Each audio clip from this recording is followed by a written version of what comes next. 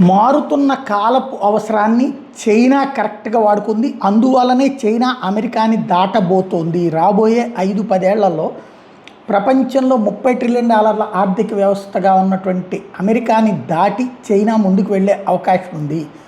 ఎందుకంటే critical minerals ఏవైతే ఉన్నాయో, స్ట్రాటజిక్ మినరల్స్లో 20లో 19 చైనా దగ్గరనే ఉన్నాయి.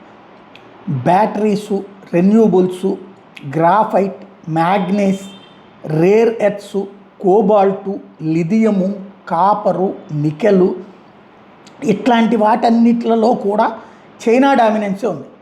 Artificial intelligence, data centres, semiconductors, gallium, silicon, germanium, indium, అట్లాగే టెల్లూరియం, యాంటిమోనీ, ట్యాంటాలం, ఇవన్నీ కూడా బల్క్ కమోడిటీస్గా చైనా దగ్గర ఉన్నాయి. చైనా వాటిని ప్రపంచంలో ఎక్కడెక్కడ ఉన్నాయో చూసుకుని బేరం ఆడుకుని వాటిటన్నిటి తీసుకుంది.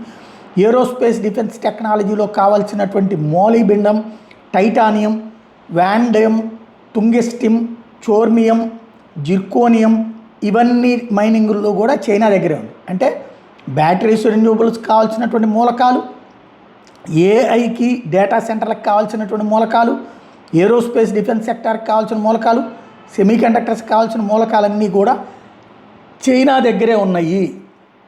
కాబట్టి చైనా ఎదుగుదల అన్నటువంటిది అత్యంత కీలకం అన్నటువంటి విషయాన్ని చెప్పుకొస్తున్నారు.